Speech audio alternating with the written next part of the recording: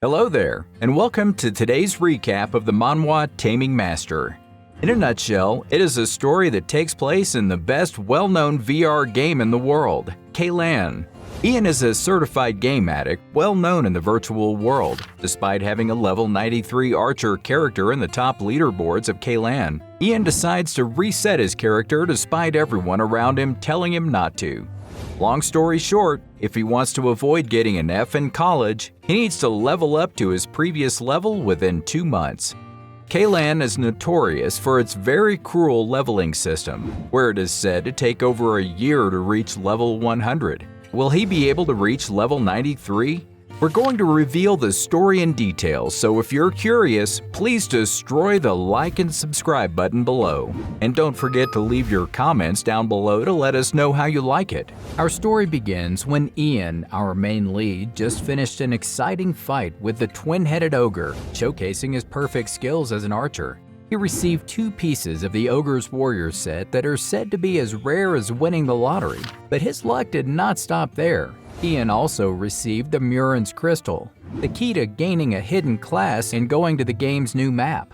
The only bad thing is that only players under level 10 who had not received a class can use it. So Ian was at the crossroad of resetting his character to venture into the new area and keeping his account still to continue making money. When Yu Huan, Ian's close friend, heard about his idea, he immediately pointed out all of the downsides of having a new class, trying to prevent Ian from impulsive acting. Yet, as a game enthusiast, Ian could not resist the temptation of the new map. So the next day, he went to meet an NPC to get the potion of rebirth. After taking it, his character and skills associated with it were all reset. Ian has been practicing non-stop day and night to reach level 10 in the game, eagerly awaiting the upcoming update. As soon as the update arrived, Ian hurried to find a member of the Summoner Guild to take a trade crystal and request to switch to the hidden class of Summoner. The Summoner agreed but gave Ian a challenging task to recapture the Blue-Eyed Wolf, a monster over level 40 in the plains of Ramud. Although Ian's current level was only 10, his stats were impressive and he believed the task was doable. The blue-eyed wolf he encountered was level 20 and quite aggressive. Despite Ian's effort to defeat the wolf with his combo punches, he could not seal it into the scroll provided by the summoner as he had not reduced his health enough. Ian had to heal the wolf before trying again. After successfully sealing the blue-eyed wolf, Ian realized he had spent a lot of time and feared that many players had already advanced to the summoner class. Returning to the summoner is amazed because normally people fail their first time to have a connecting quest, but Ian didn't need one. The Summon Guild Master is in awe of Ian's talent and desires Ian to walk the road of a master. Ian agrees immediately because being a Taming Master is higher than being a monster trainer, making him the very first Taming Master. Having advanced to a Summoner and a hidden Taming Master, Ian immediately wanted to get his hand on the cool Crimson Wolf that appeared in the trailer and make it his first familiar. Ian was confident that he was the first player to advance, yet when he got to the wolf, there were already a bunch of commoners. He stood aside to watch them failing to capture the wolf and letting it escape. Once a Crimson Wolf had escaped, there's no way one can find it again, so he decided to go for normal wolves. Capturing a few wolves, he noticed that despite having the same level, each wolf had a different nature and stats. He started hunting for the wolf with the best stats. After capturing and releasing countless wolves, Ian gained the wolf expert skills that allow him to know a wolf's stats without capturing it. He then found and captured the strongest wolf of the pack that, unlike other wolves, can evolve. Ian named it Lai. In the game's forum, players were discussing how hard it was for summoners to level up. Meanwhile, in the game, Ian had just risen to level 20. Ian took Lai hunting and noticed that his familiar, a blue-eyed wolf, was strongly fearless, perhaps due to its brave nature. The more training the familiar received, the more its hidden potential increased. After a period of time just hunting and hunting, Ian trained Lai to level 15. Together, they went to the hunting grounds to hunt bears, where Ian acquired 2 new skills, Barbarian's Blessing, a buff skill that increased attack by 30%, and Beginner Tactics, a passive skill that increased the summoner's leadership and training by 10%, which helps the familiar to understand the summoner better during combat. Using the beginner tactics, Ian could analyze a bear right away, but when comparing its stats to Lai's, the level 38 bear was inferior to Lai, who was only level 15. They quickly defeated the bear together, receiving a lot of experience, which then leveled Lai up to 19.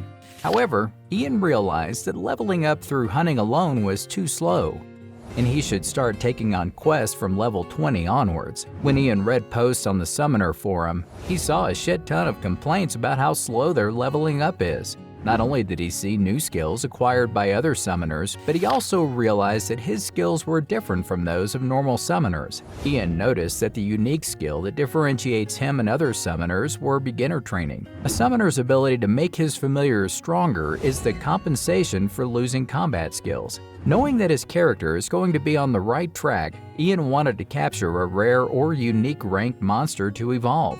That night in the game, Ian was determined to train Lai to level 20. Hunting with Lai, Ian encountered the jet black crescent bear, a unique ranked monster just as his wish this evening.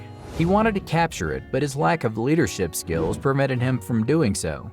Nonetheless, he and Lai slayed the bear, which made Lai raise to level 20 and rewarded Ian with a unique necklace that buffs defense. Checking up on Lai, Ian noticed that his stats increased abnormally. When he found out that all this was thanks to his beginner training skills that increased Lai's hidden potential, he put the rest of his skill points into beginner training, upgrading it to intermediate training. Offline, Ian was checking on the forum when he received a call from a strange number. It was from Korea University's Virtual Reality Research Lab to discuss his grades. If Ian fails to return the professor's call, he threatens to send his report card directly to Ian's parents. The professor inquires about Ian's poor academic performance, having already received 2 Fs, and warns him that one more will result in a school warning. Ian explained that he chose to major in virtual reality due to its recognition of its enormous potential. And in order to fully realize the majestic virtual reality, especially in Kaillan, the most renowned game, he has been playing games as a form of extensive research. When the professor asks about Ian's level, Ian explains that his current level is only 20 due to a reset character. To make a wager, the professor challenges Ian to get his level back up to 93 before the school term resumes, promising to retract the school warning and award all A+ if he succeeds. Ian then went to the free market to shop for weapons, from weapons to armor, and he better change them to the best equipment he can wear. This is the privilege of a reset character. As a Taming Master, Ian is constantly aware of his reliance on his familiar, and therefore selects a weapon that enhances his familiar's ability. After a bit of browsing, Ian discovers and purchases Nature's Headband, as well as a staff to replace his bow, which he no longer wishes to use. Upon getting to the NPC to receive his quest, Ian, as a summoner, was the center of discussion on the street. He ignored all the comments about summoners' weaknesses and headed straight to Commander Lapierre, the NPC owner of the Goblin quest. To Ian's relief, his relationship with NPCs were not reset. The commander still recognized him. So when Ian learned that the Goblin Camp quest was a teaming quest, the commander agreed to allow him some time to gather up a team. Lapierre announced him as a substitute quest for the meantime, removing at least 10 Goblin scouts. Ian checked and realized that his friend Yu Huan is online. After having his guild application accepted, he immediately went to the guild's chat to find a companion in the Goblin quest. All the members were calling him crazy to attempt such a quest at only level 20, but Ian was confident that he can even carry his partner. Going on the substitute quest while waiting for a partner, Ian successfully let Lai evolve into a Bloodmane Wolf, a rare class. Ian was the first summoner to ever evolve as familiar. After evolving, Ian and Lai rushed to capture 10 Goblin scouts as part of their mission. Amazingly, Lai could combine hidden potential and 2 passive skills that easily made a level 40 monster die with 1 hit. While they were combating, Gawain texted Ian to inform her that his friend Heron had contacted him, so they temporarily stopped hunting scouts.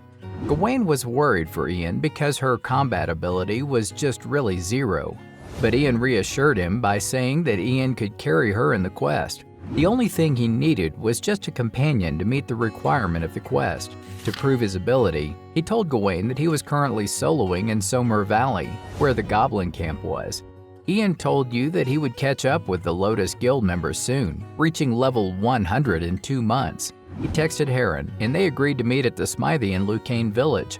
Heron was not Gawain's friend. She instead was his older sister, and she was ready for the quest because she needed to get it to Duke Treppen's chef class, which had her complete the quest as a requirement. The two quickly became friends. After agreeing that Heron would cook for Ian sometime in the real world, as she majored in culinary art, they went on to accept the quest. It was only after accepting the quest that Heron learned that Ian was a summoner. To cover up the fact that he was only level 25, Ian said that he actually leveled up quickly thanks to Lai. It was a bad excuse, but Heron believed it. She showed interest in Lai and gave him a piece of steak. The dish was so stunning that even Ian drooled. After finishing the steak, Lai's ability rose, so that was Heron's power, giving buffs through food. Ian was really jealous. He made Heron promise to cook him a dish after the quest. Joining the advanced unit in the quest, Ian noticed an uncomfortable atmosphere among other players. He decided to ignore it though. The fight commenced, and Ian's plan was to basically use Heron's strong defense as a shield and easily conquer the quest. During the match, it appeared that Heron was better than Ian's expectation. The team benefited greatly. 3 strangers walking on the road witnessed Ian's battle and began to speculate. They thought that if Ian was a summoner hunting, he had to be at least level 40, but his combat ability indicated that he was above level 60, which in their opinions was impossible because the summoner class had just been released. They analyzed Ian's combat technique and thought that Ian and his familiar didn't seem to have any dangerous spells. Rukin, one member of the trio, suggested PKing Ian and Heron, but the other two stepped in because the penalty for PK would be severe, resulting in being labeled as murderers. However, Rukin convinced them that if they sold a summoner's artifact, it would be worth at least 20 million gold, which, when split by 3, would be 6 to 7 million gold each. With that big sum of money, they wouldn't have to worry about equipment until level 80. Being persuaded by money, the 3 decided to seize the opportunity and make a plan. Quickly, the subjugation team reached the Chief Goblin's site. Thanks to Lai's initial attack and the team members' mass force, the Chief Goblin's health was reduced by 30% before it entered a berserk state. The Chief Goblin's power burst, causing a chain explosion affecting every fighter in the match. Ian was damaged, but Heron cast healing light on him, and he was healed immediately. Ian made Lai go and distract the Chief Goblin while he took out his bow, his most accomplished weapon, preparing for a one-shot. And boom, Ian shot an arrow right at the goblin, finishing its life under other players' surprised eyes. Finishing the quest, Ian's level immediately grew to 30. He also unlocked 2 skills relating to his occupation, assigned skill to familiar and spatial exchange. When Ian and Heron were praising each other and Lai for the victory, the 3 volunteers came and introduced themselves. They were the trio who previously planned to attack Ian to take the artifact that they supposed helped him in having such great combat ability. But we all know there is no such thing. The 3 invited Ian to join them on a related High Priest Goblin quest with them. Ian was doubtful about their intention. After digging deeper, Ian was able to conclude that they thought he summoned Lai with a special summoner's artifact. He immediately knew that they had bad intentions, and he agreed to join them. Ian knew that their plan was to kill him while he's busy fighting the Goblin High Priest camp to steal his summoner artifacts.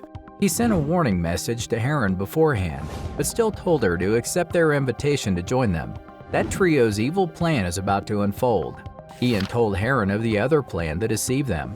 There is a place that looks like a prison, where if anyone even takes a step, the boss will appear in 5 seconds and the entrance will be closed off by steel bars. So the plan is they will follow the group from behind and quickly jump back when Ian gives the signal. As the group of 5 people and a wolf stepped into the entrance, ready to attack the Goblin High Priest, Ian and Heron ran out before the steel bars close. At this point, the 3 bad guys questioned why they did that, and Ian revealed that he knew they were planning to kill them to steal his summoner's artifact. However, it's impossible to return to the outside world unless the boss monster is killed or all party members are wiped out. The 3 wicked volunteers were outrageous to be trapped inside. They swore that right after finishing the quest, they would slay Ian to ease the anger. The 3 were confident that they could finish the quest with ease, but Ian was even more confident. The boss came out and attacked the trio forcefully. When they were advantaging the goblins and thought that the match was about to end, Heron cast her buff on the monsters and even healed their injuries. With the help of Heron, the goblin won over the wicked trio. Ian and Heron, of course, robbed up the three as punishment.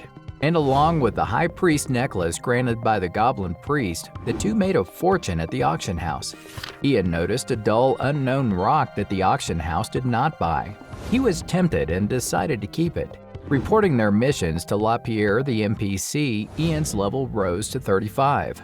The NPC was astonished to hear that Ian found and slayed the goblin priest. He awarded Ian with a powerful scroll. Ian received a recommendation for the mercenary exam in the Lucipal Kingdom, which allowed him to take part in the exam. The quest owner also gave one to Heron. Those who pass the exam and receive the mercenary tag will be able to receive guests for NPCs more easily and gain many benefits from being part of the mercenary guild. However, for Heron, nothing is more important than cooking, and her passion for cooking amazes Ian a lot. Ian asked Heron about her proficiency in the chef class, and she said it was a high class level 1, which made Ian very astonished, as even among the most popular production classes like blacksmith, the highest proficiency he had ever heard of was rank level 3. Since the chef class is unpopular, Heron must be a ranker. After bidding farewell to each other, Ian was rushing, riding on Lai to go to a place. Why are they in such a hurry? For hunting? No. For going on a quest? No. They were rushing because they have little time before the chicken delivery arrived. Ian wanted to obtain an ice golem as his familiar, so he needed to go to the island of the depth. Ian was all on guard, but it turned out that the party was just in awe of him having such a cool familiar.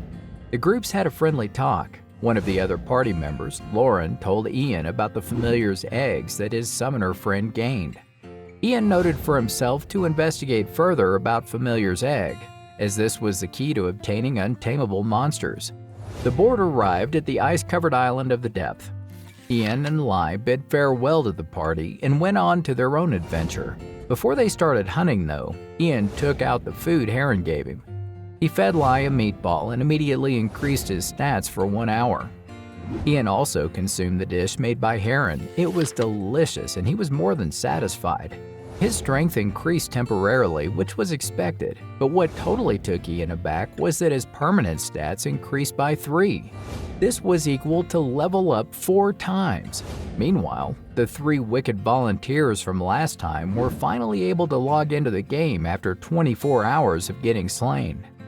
They did not learn their lesson though. The 3 swore to make their revenge on Ian. Lai and Ian took a break after hunting for 10 hours. During the break, Ian checked the stats of the ice golems he had caught that day. Although they were all level 38, which was better than normal golems, Ian wanted something even better that would match his leadership skills, and at least leave the ability to evolve like Lai. They continued their hunt and came across a golem that stood out from the rest due to its golden mane. While Ian was about to command Lai to attack, they encountered a cute turtle with a big head that raised doubts if it could even enter its shell. However, the turtle did not seem to have any special combat prowess, but its stats showed that it was a unique rank. Ian could not let it go, so he attempted to capture it. However, when Ian tried to attack the turtle, he realized that it had a strong defense ability that made it almost impossible to damage. He eventually lured the turtle out of its shell with the meatball and successfully captured it. Apparently, the abyss turtle Ian just obtained was a unique rank. It could also evolve. The information card also showed that the cute turtle had no other prowess but to defend. Its defense was equal to that of a normal level 100 monster. Summoning the turtle, Ian named it Pug Puggy, a Korean slang for turtle. Pug Puggy hated it. Ian took Lai and went on hunting, aiming at the golden-maned ice golem. When Lai was doing well attacking the golem, Ian sensed a strange feeling. He immediately commanded Lai to dodge. The golem was preparing for an ice wave, an extremely powerful skill. The two jumped over to avoid the slash. Making use of the cooldown time, Ian inflicted severe damage on the golem and captured it with Lai's help. The stats of this one were all amazing, but what satisfied Ian was that its hidden potential was already 75. All the while, Pug Puggy was catching fish for its lunch. Ian continued his journey, with the next destination being Cropia Snow Mountain. In the Cropis Duke's castle, Heron was practicing her cooking skills, which had evolved greatly recently when she received a message from Ian asking for a favor. It turned out that Ian would go to the northern region for a hunt, so he could not pay her a visit then. Still, Heron felt happy because she would get to see Ian again in the future. On that day, when watching a special broadcast, Ian discovered that the fact that familiars can evolve had been released. Although it had taken a long time, there were now many summoners. However, he didn't have to worry because without training skills, it was hard to evolve a familiar. And there was no familiar as good as Lai. When Ian met with Heron, she had prepared a mountain of delicious food to show her gratitude for his help in completing the quest and giving her the necklace. She also had 2 requests for Ian. Firstly, she wanted him to collect certain ingredients if he came across them when hunting in the northern region. Secondly, as she heard that Ian went to the same university as her, she wanted him to try every dish she made and give her feedback on them. To prepare for the increasingly dangerous quest area, Lai went to the market to buy the best gear possible. He purchased the ancient summoner's iron knuckles for 900,000 gold and immediately tested them by fighting a huge monster. Ian was satisfied with the features of his new iron knuckle. It activates a random ability from the familiars for the summoner to use. Luckily, all abilities related to physical attributes were excluded, or else Ian risked randomly withdrawing himself into a turtle shell. The fight went on. Ian used spatial exchange to switch locations with Slab, his ice golem. Slab took his place and endured 1,000 plus damage from the ice troll. Ian knew that he had to quickly obtain the monster before it healed. He used his ancient knuckles and activated Lai's ability, Berserk, giving up 30% of defense for 30% of dexterity and strength. He slayed the ice troll, and the reward experience point, which was a bit low since Ian now had to split it in 4th. Checking up on Slab, Ian realized that his hidden potential was already 100, but it had yet to evolve. Failing to explain it, Ian turned to Pug Puggy just to find it munching on something again. It was a valuable mandrake. Realizing that Pug Puggy might have the talent of finding valuable things, Ian lured it to give him similar things in exchange for meatballs. Naive Pug Puggy immediately took him to a dungeon. Wow, Ian was really the first one to discover the dungeon, so it was worth coming all the way up to the northern region. However, when faced with the offer of registering for the dungeon, he declined because he didn't want other summoners to know about it and have to share the 2 times rate of experience increase with them. While they were exploring the dungeon, a ghost drake tried to ambush them, but luckily Slab, Ian's familiar, sensed it and held it back. However, it would take a while for Lai to use the Berserk again, so Ian had him stall the monster for some time. With a quick strategy, Ian ordered his familiars to attack, while he relied on Pug Puggy's monstrous defense to divert the monster's attention. The monsters landed a critical hit, but all they managed to do was 1 damage point to Pug Puggy. Ian, Lai, and Slab barely beat the monsters and reached the basement. Sensing a change in the atmosphere, a glow appeared, and Ian predicted that it was a summoning circle, something that was often a boss appearance pattern in normal manhwa. He told his familiars to be on guard when an elderly person appeared in the aura. The mysterious person introduced his name, Oakley, and raised his staff, summoning the Drake of Chaos. Oakley was a summoner as well. The powerful Chaos Drake appeared. It was twice as big as the ghost from the first floor and was a level 75 heroic ranked monster.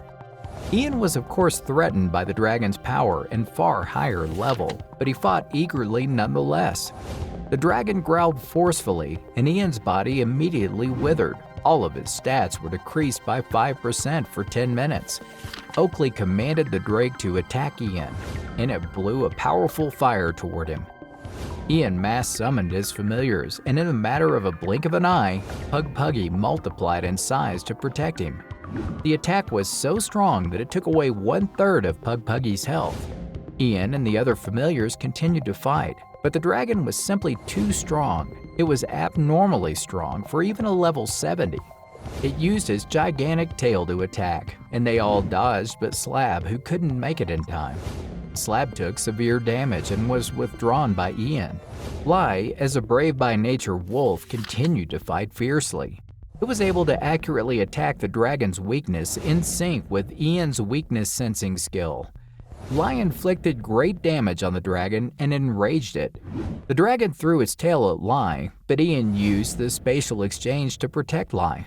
Every attack from the Chaos Drake was a critical strike. Ian had used spatial exchange to take advantage of Puggy's defense abilities, but still lost 100 health points. Meanwhile, Lai had continuously dealt critical attacks on the Chaos Drake. Even though the Drake had received critical attacks, it still had over half of its health left. Ian hadn't wanted to lose the battle because he would have faced a 24-hour login restriction and lost Lai if he had died, so he had decided to cancel the summon. Ian needed to make a realistic decision on whether he could continue the fight or not. In their state, it had been challenging to win with only Lai, and there had been no time to use emergency aid for healing. If the battle had continued, Ian's body would have become heavy, and he wouldn't have been able to dodge the Drake's attacks. He wanted to minimize their loss and unsummon Lai, which meant he accepted losing one level and not being able to log in for 24 hours. Ready to accept defeat, Ian had been shocked when the Chaos Drake had suddenly disappeared. An elderly Oakley had announced that he had passed the test with his amazing summoning skills. The legendary dragon tamer, Oakley, had been impressed by Ian's abilities and had hoped he would become a dragon tamer. Oakley invited Ian to take over his legacy and become a dragon tamer. After careful consideration, Ian agreed. Surprisingly enough, when Oakley blessed his legacy on Ian, it failed and Ian was informed that he couldn't change to a lower class. So Ian's class of Taming Master was even greater than the Dragon Tamer class. The fact that Ian was already walking the path of a Taming Master was unexpected to Oakley as well, even though he had already felt impressive strength from Lai. Meanwhile, outside, Ian's guild just succeeded in their mission and started promoting the northern area as their new location. Ian, after agreeing to take the mandatory mission that comes with passing the dungeons challenge, had no choice though. He had been fighting continuously for 2 days straight. The mission was to trace and revive Carseus, the war dragon. Oakley gave Ian the Dragon God's Soul Stone and told him to find a dimensional magic expert to help. For this mission, Ian also received a Dragon Tamer's feather decoration as a reward. Before he finally disappeared, Oakley asked Ian one last thing, to bring the descendant of the Dragon God back to this land. Ian received an item of legendary ranks, Dragon Tamer's feather decoration. He wanted to finish the quest no matter what because at some point, he will get a dragon as his familiar. However, in order to go on the quest solo, he had to be at least level 70. He continuously played for 5 days without sleeping, which was too much for all-nighters. When he reached level 50, familiar mana and spirit mana were created. The system announced that he was the first summoner to reach level 50. From now on, summoners of the Lucipel Kingdom could receive class-related quests from the Summoner's Tower. He also received the first national quest, the Prophet of Summoning, which required him to meet Emperor Cilius within 3 days. This was a special quest that provided a great amount of fame, rewards, and contribution. If he accumulated enough contribution, he could even receive a noble title. He was happy because he had chosen the right path, but first, he needed to sleep. Meanwhile, on the community forum, there were many rumors about the first summoner to reach level 50, but most of them believed that the images of Lai and Ian were photoshopped. Ian didn't bother with those rumors. He entered the game and summoned his familiars, Lai and Pug. Ian received messages from his friend Hyun asking about the controversy he was causing with his level 50, and Heron too greeted Ian to check up on him. Hyun reminded Ian of the National Arena open for level 50 and under players that would start in a week, so Ian decided to delay leveling up to join the arena, aiming at the 50,000 fame prize. Beholding the Summoner's Tower, Ian was proud of his achievements. Going inside and noticing the similarity in design between the Archer Tower and this, Ian elevated to the 5th floor for the Artifact Exchange Center. There, he found an ancient summoner's steel sword similar to his knuckles, but decided not to get it. Seeing that Ian had no interest in these items, the clerk led him to see the skill books. A mysterious smile appeared on her face. Far away on the Carubia Snow Mountain Peak, a masked, handsome man just beat an ice troll. He was a level 49 assassin. Assassin was one of the new classes together with summoner. The man was looking forward to a match with Ian in the national arena. He jumped down the brink, and an eagle flew up. Upon entering the skill book room, Ian's attention was caught by two books, The Curtain of Flames and Electrical Manipulation. He couldn't decide which one to buy because both required users to have learned certain passive skills. In the end, he chose Electrical Manipulation because it had additional effects like paralysis. After using the skill book, he acquired the ability to summon a lightning spirit and learn the Electrical Manipulation skill. He met the lightning spirit, which appeared as an eagle on the street, and immediately summoned it as his familiar. He named it Jagi because it was cute, and the name rolled off his tongue. Today, Ian decided to go to the castle to meet King Celius and complete the prophet quest. When Ian met King Celius, he greeted him as the first summoner to get level 50 and then got straight to the point. Half a year ago, King Celius's soldiers discovered a griffin egg in the middle of the Sycar Desert. They brought the egg to the imperial family, and King Celius decided to raise the griffin as it was the symbol of his kingdom. However, no one had found a way to hatch the egg, and King Celius would like Ian to do it. This was also a national quest for Ian, and if he declined, his affinity with King Celius would decrease. Despite all the uncertainties about the quest, Ian had no choice but to accept it. Up to now, Ian was bearing two huge quests. Still, he couldn't do anything about either of them, so he moved to prepare for the national arena. The Ant Tunnel dungeon was his next hunting ground. Ian received an invitation to eat out from Heron, but he turned it down to focus on his training. He still got her phone number though. Getting to the ant tunnel, the team now had gained great familiarity in fighting with each other, immediately commenced their experience point dinner. With the unwilling help of the ants, Ian was able to practice and master his electric power and spirit mana. His EXP quickly surged to 99.9%, so we had to put a stop to it as to not get to level 51. The team was ready to head back, but Puggy was about to eat a giant egg. Ian summoned Puggy. He destroyed the egg and unintentionally got to level 51. Ian immediately regretted his action. Ian decided to level down voluntarily by stabbing himself with a sword in the game. He successfully leveled down but was unable to log in for 24 hours. Later, he met Heron at the school cafe, and they enjoyed lunch together. Ian told Heron about his leveling down but was still unable to log in. Meanwhile, in Murren Kingdom, there was a heated match in the arena between an assassin named Remlong and a knight named Playo in Rookie League. Remlong's assassin class was predicted to be stronger than the magician and summoner classes due to their faster and stronger attacking abilities. In the first match, an assassin class user named Remlong faced off against the knight Playo. At the beginning of the match, Playo charged at Remlong with a big sword, but Remlong surprised his opponent by becoming invisible and launching a surprise attack, causing Playo's health to drop by more than half. That was so awesome. Playo tried to retaliate with explosive beheading slash, but Remlong easily blocked the attack and defeated Playo in their second exchange. The mysterious assassin's look put Ian on guard.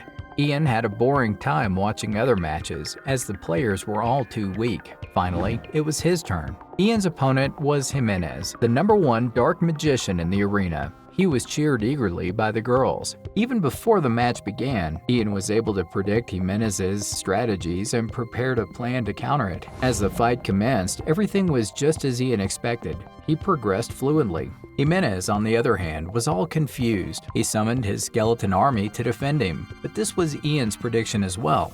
He summoned Slab, and in just seconds, Slab destroyed the skeletons. The spectators were overexcited to see Ian's cool familiars. Finally, Ian knocked out Jimenez with his powerful punch. The commentators praised Ian greatly for not only having such incredible summons, but also having great combat prowess on his own.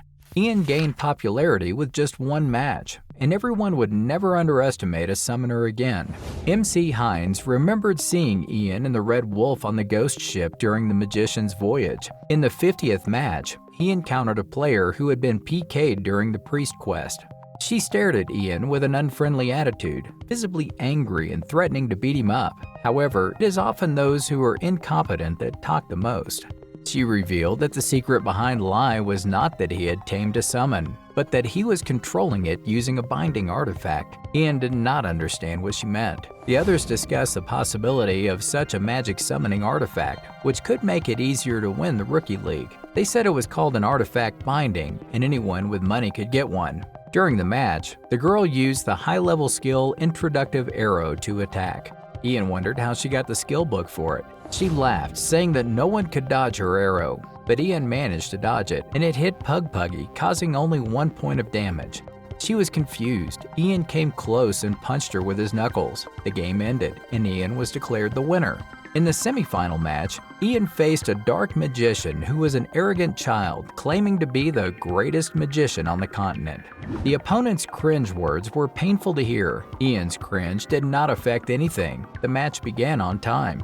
Ji-hoon, the boy, summoned his skeletons. Though number-wise it was less than other dark magicians, Ian immediately realized that they were no ordinary skeletons. Ji-hoon must be a hidden class too. Not being able to predict the opponent's moves, Ian started to regret not watching more dark magicians fights. Ji-hoon also cast a 20% debuff on Ian's speed, preventing Ian from using his normal strategy of a forceful initial attack. Ian requested Slab and Lai to attack Ji-hoon, while he himself used Spirit Mana to paralyze the skeletons. It worked, but Ji-hoon did not dodge at all. They fought forcefully until Ji-hoon used magic to reverse Lai's attack on him. Ian had no choice but to unsummon Lai to protect him. Both Ian and Ji-hoon knew that Lai's health was below average. Ian had to fight without Lai. He was placed in a very reactive situation. It was also the first time Ian met an opponent that outsmarted him in combat strategy. All of Ian's predictions were countered by Ji-hoon. The two MCs were also intrigued about the result of the match. Suddenly, everyone was confused to see Ian cancel summon on Slab, standing alone on the stage. What is Ian thinking right now? Why did he unsummon Slab and Lai and left with no familiars that have attacking ability? The kid thinks that Ian is surrendering and generously accepting his surrender, but things are not that easy. Ian still has one summon left, which is Puggy, and he successfully provoked the kid to be angry. While the kid was busy attacking the turtle, Ian ran far away, but the dark magician didn't miss it. But that was actually a trap that Ian had built perfectly. Ian used space distortion to swap places with Puggy, and in the kid's surprise, Ian appeared right in front of him and gently pushed him down. The kid was lucky to still be in the safe zone of the arena. But before he could get up, Ian hit him again, and the kid stumbled out of the fighting area, causing him to lose. Even without his wolf, Ian could win, showing his impressive skills. In the final match, as expected, Ian faced Rimlong, the assassin with invisibility. Rimlong had made it to the finals by using only basic magic, whereas Ian's skills had all been revealed along the way, which kept them on edge. The world was now divided into two halves, with one side cheering for the summoner Ian and the others supporting the assassin Rimlong. While Ian was surprised that Rimlong did not use his invisibility skill, he was still analyzing his moves confidently. Ian used Slab to attack Rimlong and caught him, but Rimlong used his shadow skills to escape. It must be that Rimlong is also a hidden class related to Shadow. As the fight went on, Ian kept attacking, but Rimlong easily fended off with his shadows. Finally, Ian was able to force Rimlong to midair and shot an attack, thinking that this would injure him. Rimlong again dodged. While Ian was still in shock, Rimlong cast a strong attack on him and inflicted severe damage. Ian was damaged continually. Finally, he found a chance to counterattack, damaging Rimlong with a current sphere. The situation was evened out again. Ian then decided to use himself as bait for Lai to find a chance to attack. When he was about to succeed, Rimlong activated his invisibility skills. Ian's instinct led him to place a current sphere on Rimlong behind his back, but he was also stabbed. Puggy defense helped him. Rimlong was caught and fell into a state of paralysis, which caused his speed to decrease by 30%. However, Rimlong didn't ignore the attack, and the hits that Ian landed on him really hurt. His health quickly decreased, and he had to use first aid. Despite the large gap in vitality, Ian refused to give up and bet on his last move. As Remlong flew in to attack, Ian quickly used space distortion to switch places with Lai. Immediately, Lai took Ian's place and dealt critical damage to Remlong. These attacks made Remlong's health suffer, causing him to bleed. Ian only needed to stall while Lai's attack took effect, and Remlong would die due to his decreasing health. However, it was not easy for Ian to stay out of Remlong's attack range since Remlong was still consistent in attacking. The winner would be revealed after his final attack. Would Ian be able to dodge Remlong's shadow daggers? The daggers flew towards Ian, causing him more than 1,000 damage. Ian's health was now under 5%, and he was taken out of the arena. Therefore, Remlong was the winner and Ian was the runner-up. Opening his rewards, Ian was satisfied to find the summoner's shining spirit that can restore spirit mana. The other one was a bow that buffed spirit mana recovery and cooldown reduction. It was a weapon that Ian had accomplished as well. He couldn't use both the knuckle and bow at once. Ian decided to set the bow as his default weapon. Checking up on his stats and familiar's evolving situation, everything seemed on track, so Ian was super satisfied. Until he remembered about the bet with his professor. There's no way he could get to level 93 before the new semester. Still, he went on hunting everywhere to harvest experience points. After leveling up to 62 in 1 week, he decided to move to the Porkle Mountains to finish the B-grade quest from Oakley. After lunch, Ian found information on the forum about the newly discovered Lava Witch dungeon. Caught by the witch's strength, Ian was determined to get her to be his familiar. Back online, Ian arrived at the Porkle Mountains, where the bandit dominated. This used to be a familiar hunting spot for Ian. He immediately summoned Slab and planned an ambush on the Guardians. Ian chose to use electrical manipulation since it was easier to use with his new bow, which also had a paralysis effect. He needed to move quickly to get past the bandit guards. The electrical manipulation attack successfully damaged and slowed the guards, thanks to the paralyze effect. Meanwhile, he commanded Lai to bite the other guard. At that moment, the guard in the tower saw and rang the alarm bell to call for reinforcements and prepare for enemy attack. When the troops arrived, Ian revealed himself as a decoy and ran away with his summons to their pre-planned location. There, Slab was waiting behind a large rock, ready to ambush the enemy. As expected, Slab attacked and dealt a critical blow to the Porkle bandit. Lai had also become strong enough to inflict a 3-digit damage from the bleeding effect, killing enemies within 4 to 5 seconds of being bitten. After defeating the bandits, Ian received a 5-second reduction in cooldown time for his abilities. But then, a group of sorcerers suddenly appeared. Why were they here? The sorcerers were all built and of higher levels than Ian, but he feared not. They cast their fire magic on Slab, which caused severe damage to him, as he was an ice golem. Ian planned to retreat to protect Slab, but noticing that his experience was at 99.7%, Ian knew that this was Slab's chance to level up. So instead, Ian guided Lai to defend him.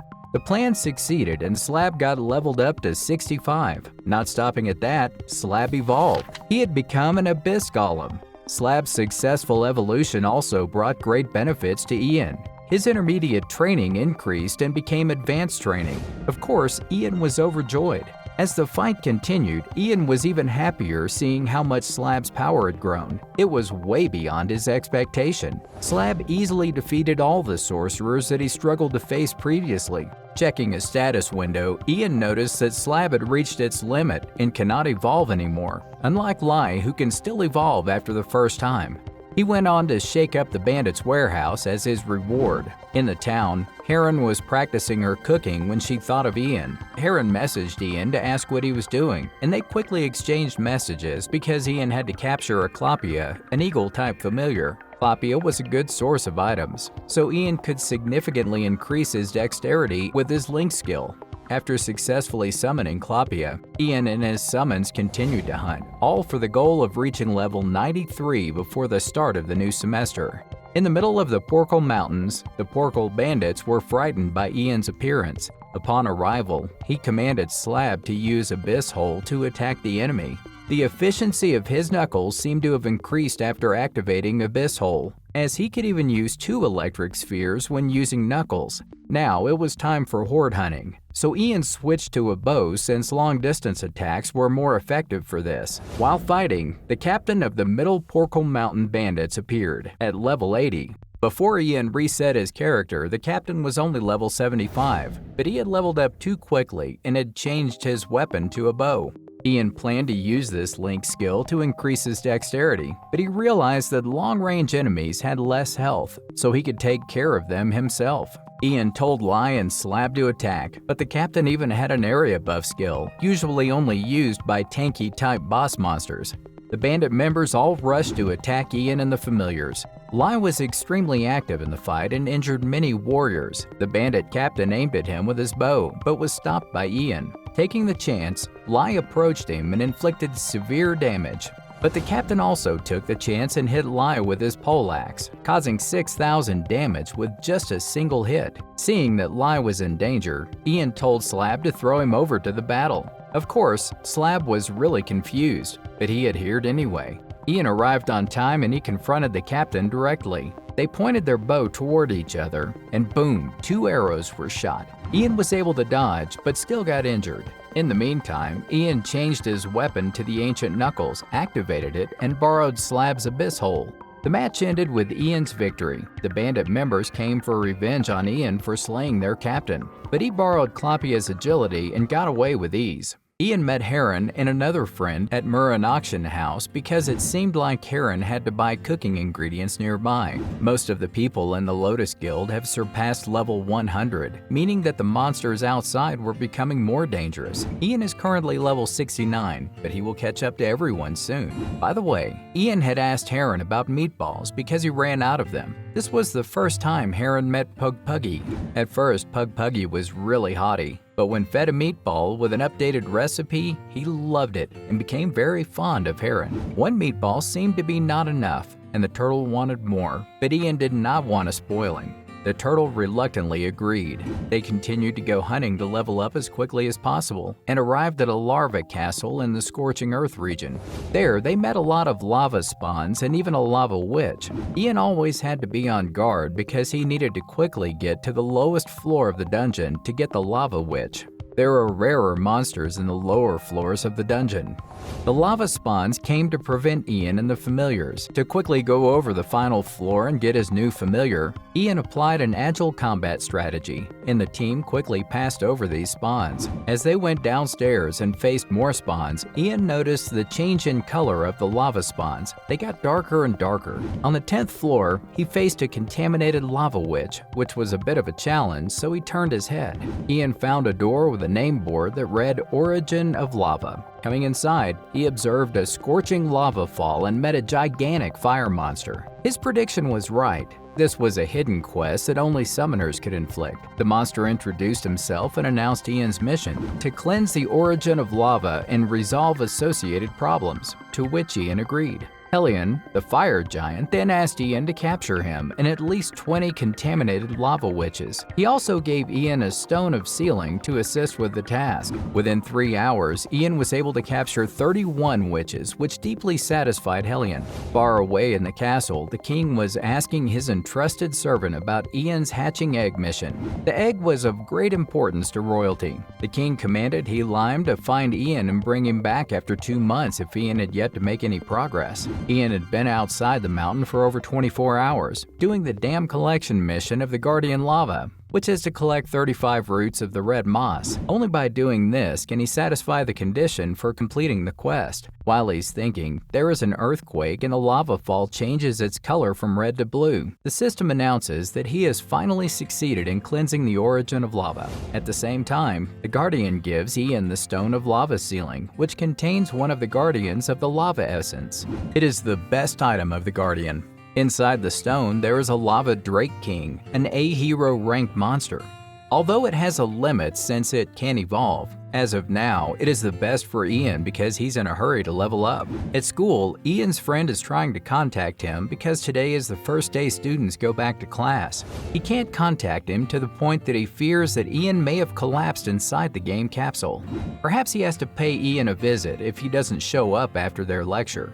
Meanwhile, in the game, Ian is at level 89, crazily hunting and leveling up to 90.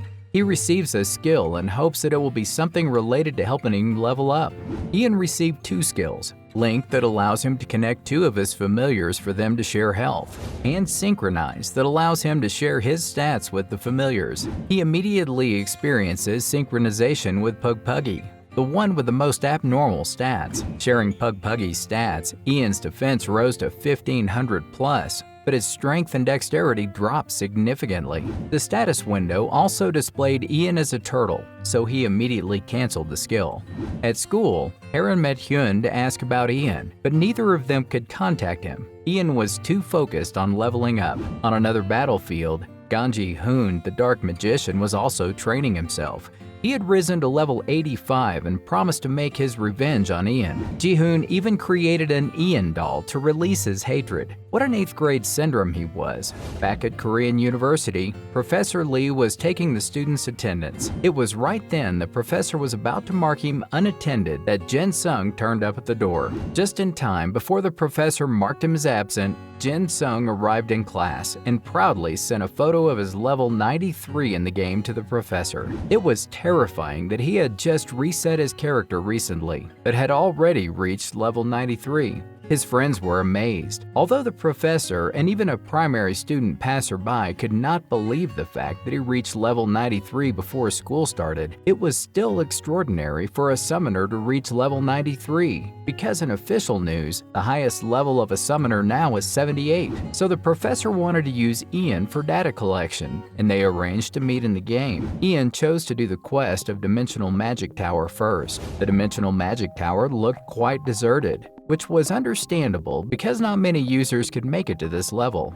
Upon entering, they saw a portal leading to a higher level, and on this level, there was another portal leading to the next level. Thinking that it would be unreasonable if there were no obstacles to going to the top floor, a group of trolls appeared. But why were trolls appearing here? The familiars quickly cleared up all of the trolls. Having elevated himself to the highest floor, Ian met a girl. She called him a customer. Ian introduced himself and the reason he came here, under the request of Oakley, the legendary dragon trainer. They sat down and talked. In order to awaken the god's dragon spirit alone, Ian had to finish a quest from the dimensional sorcerer. He must collect 6 pieces of the ancient relic within 3 days. The magician gave him magical equipment to help him differentiate the pieces. Then, she opened a portal and transported Ian to the underground dungeon of the ancient Arnoble Empire ruins, where he had to hunt for the Tomb Raider's souls and took the relic pieces. Down to the dungeon, Ian and Lai started their hunt. Within 2 days, he collected 5 pieces of the relic and kept hunting for the 6th, but he kept receiving repeated pieces that he already owned. This was driving Ian crazy. This was his final search. When he was in his final search, Ian caught a strange monster. It was a level 95 hero rank soul of the ancient summoner.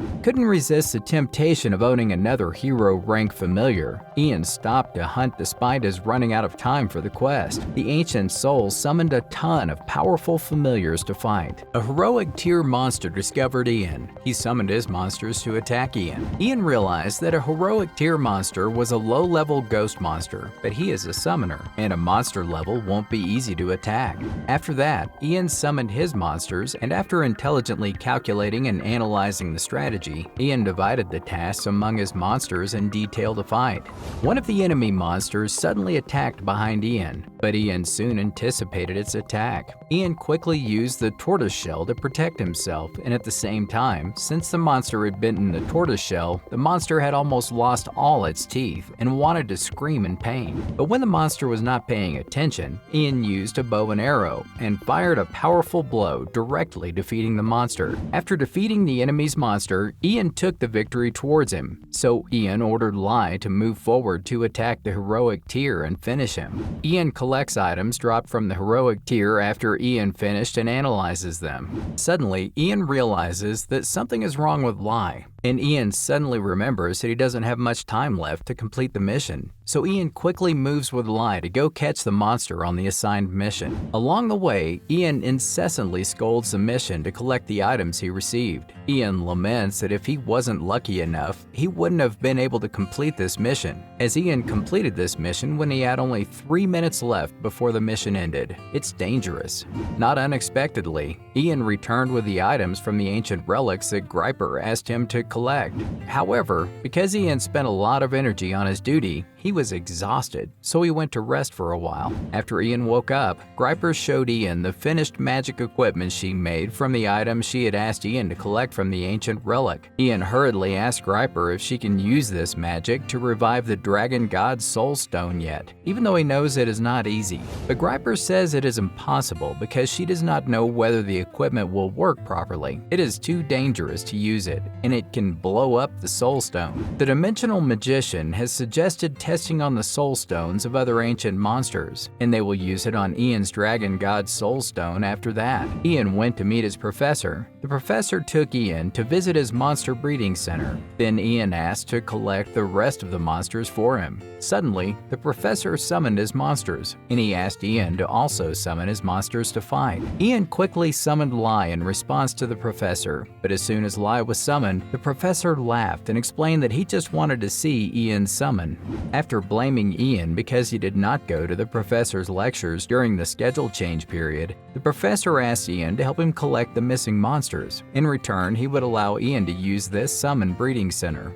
Agreed and asked for one more condition. The professor had to build a summon breeding center near Ian's guild base, and the professor agreed. Ian then enters the dungeon with Lai for the mission. Before going into the dungeon, Ian registers the summons he currently has. After that, Ian and his summons enter the dungeon to collect his monster and complete the mission. Ian discovers his summons are going to evolve, so Ian has allowed all his summons to attack monsters so they can evolve. Suddenly, the system announced that Jagi's spirit had been filled completely. Jagi had evolved from a low-class spirit to a mid-class spirit. After evolving, Jagi gained new powers. Ian was excited after testing Jagi's strength from the system, since Jagi evolved and obtained an inherent ability, so Ian decided to wipe out the monsters in front of him. After conquering the dungeon, Ian has collected a lot of soulstone pieces, which is not unexpected for Griper. She was very grateful to Ian and was sure that Oakley was right to send Ian to her.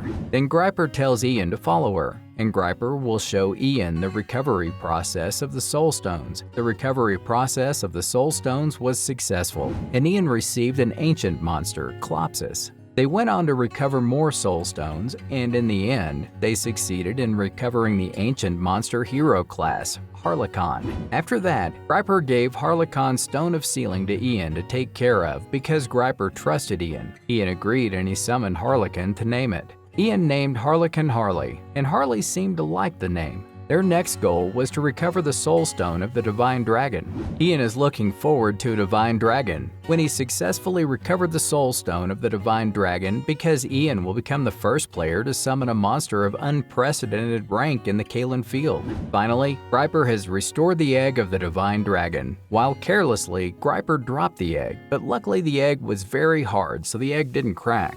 Then Ian asked Griper how to restore these eggs, but Griper doesn't seem to know either, so she opens a dimensional door that will let Ian meet a person's soul. That person will give Ian the answer. Before Ian goes to meet that person, Griper offers Ian to do her a favor. Since this mission had many spoils and opportunities for Ian, Ian quickly agrees with Griper. At Norman, Heron is collecting materials and a monster appears and attacks her. However, a boy appears. He is Gawain, Heron's younger brother. Gawain quickly defeats the monster and rescues Heron. After defeating the monster, Gawain blamed Heron for collecting materials alone, which was very dangerous. However, Heron wanted to go with Ian, but Ian was busy on duty, so Heron went alone. After that, Gawain followed followed Heron to protect her while making Heron collect materials. Ian was trying to meet Ariel so that she could teach him how to race Harley to grow up fast. So he went to where Ariel's soul was. When he arrived, Ian mistakenly thought that he was in the wrong place because the place was so peaceful and it was like an amusement park. At the Forest of Love, Ian discovers a wedding band of the forest. It seems useful, but it has the opposite gender restrictions, so Ian does not know to whom he should give a female ring. Ian thought of Heron, but he quickly erased that thought because there was no such relationship between them. While walking, Ian suddenly met the unicorns. They were hero-class monsters and had a high level. While Ian did not know whether to run or not, the two unicorns showed a disdainful face at Ian and left. While Ian is complaining about all these monsters' lovely pairs, suddenly a girl appears. This girl is Ariel, the manager of the forest. Ian praised Ariel as a master because she managed the forest very well. Ian wondered why the monsters in the forest avoided him. Ariel replied that it was because Ian reeked of being single all his life. They are worried when interacting with Ian that they will be single. Ariel asks Ian why Griper sent him to Ariel. Ian says he wants Ariel to teach him how to breed monsters. Ariel agrees, but she wants to know why Ian wants to learn this skill. Then Ian explains everything to Ariel. After Ariel ensured Ian would not use her ability for evil, Ariel was willing to teach Ian. Ian is curious why Ariel mentioned evil. Ariel explained because her ability shortens the breeding time and process altogether. It goes against the rules of nature. But for now, Ian's skills are still lacking to learn his ability. Ariel added, to learn this ability, Ian must have knowledge of courtship. But for a single person like Ian, this news is torture. Later, Ian gets the task of helping the fairies match them as a couple. Ian went to meet Whitsun, one of the fairies to be matched. Whitsun didn't seem to trust Ian's matchmaking abilities very much, because Whitsun could smell the strong scent of a single from Ian. But with his sincerity, Ian promised to help Whitsun and Carol to match together. The next day, they had already made plans to pick mushrooms together, but during the whole mushroom picking session, Whitsun had not said anything to Carol and they had left. Carol sent a message to Whitsun, but after Whitsun answered her, Carol got angry and Whitsun fell into a stalemate. He asked Ian for help, and Ian pointed Whitsun to confess to Carol. Whitsun refused because he thought the absolute worst way to confess was through crystal ball messaging. But Ian's mind now only knew that if Whitsun did not confess right now, he would not even have a chance. So Ian decided to help Whitsun send the messages. After sending the messages, Carol asked for a video chat with Whitsun. Whitsun confusedly asked for Ian's help, but Ian just wished Whitsun luck and went out. While Ian seems to have failed in his mission, Whitsun comes in to inform him that he has succeeded with Carol. After completing the mission, Ian reported to Ariel, and Ariel congratulated Ian on completing the mission and gave him part of her abilities. Ariel truly hopes that Ian succeeds in breeding the ancient monsters. Ian has received the monster breeding skill, and he can tell the genders apart, but Ian is curious after playing with his skill. He asks Ariel if there are more male monsters compared to female. Ariel says that with a few exceptions, all monsters have an equal ratio of both genders. Then Ariel gives Ian a crystal ball that Landon exchanges messages with Ariel every time. After Ian returned, Griper asked Ian to hatch breeding monsters to test Ian's abilities. Ian tried and he succeeded in making griffin egg hatching. Ian tends to breed all of the remaining monsters, but he discovered the next two monsters of the male, so he gave up. At the end of his class, Ian is about to quickly return to home to go beat a quest when a classmate stops him and thinks Ian is a gaming addict. Ian explains he is very busy because he is doing the Empire's quest and quickly leaves. After practicing the monster breed skill many times and successfully breeding many monsters, Ian decided to hatch the Dragon God egg, ending the hatching process. Ian received a request to have more EXP, and the egg will hatch. Ian decides to head back to Murren to complete the ongoing quest. Ian made Griffin's egg hatch. However, just like the Dragon God's egg, Griffin's egg did not hatch immediately because it was also a legendary class. Ian also explained that in order for this egg to hatch, Ian needed to absorb the power of the strongest winds. Ian wants to know where the strongest winds are on this continent. Then, Ian is directed to the Highlands of Heaven's Roof, and the strongest wind power will be there. Ian's current strength was not enough to get there, so he planned to refuse. However, Ian suddenly remembered that he could go with many people, so Ian asked to borrow His Majesty's power. On the way to the Plateau of Heaven, Ian's team fought a lot of monsters, thanks to which Ian's experience points increased a lot. Ian felt grateful to himself that he did not go alone. After that, they took a break and took time for maintenance to prepare for the next battle. Arriving at the Plateau of Heaven, Kaillan led the royal guards to fight high-level monsters there. Because he knew the characteristics of monsters, Kaillan easily adjusted the guards to fight them. Kaillan directs the guards to protect Ian and the egg while he will take the lead. Suddenly, the monsters ran away, making Kaillan curious. He turned around and stopped because of what is in front of him. Kaillan does not know if it is a dinosaur or a pterodactyl, but it is very big. Kaillan told Ian that he and the knights will distract it, and Ian will take the egg and run towards the altar. After arriving at the altar, Ian successfully hatched the griffin egg, which hatched a pair of twins, so Ian decided to catch a griffin for him. Ian thinks His Majesty has found out that he stole a griffin, but His Majesty only says he wants to give Ian a gift because Ian helped him raise the Lucipal royal family's stature. The king gave Ian a noble title of Baron, and Ian will be the opposing force to the Cayman Empire. In return, the king will receive Ian's loyalty. Because Ian has the title of Baron, his guild is also upgraded, and the guild members are very interested in this news. While the professor is complaining because he is waiting for someone and that person arrives too late, Heron shows up with food for monsters that the professor has requested. Although the food Heron brings is only for monsters, it seems to appeal to the professor, making him want to compete for food with the monsters. The professor also revealed that Jin Sung was on his way back to the residence earlier, and Heron quickly returns to the residence to meet Jin Sung.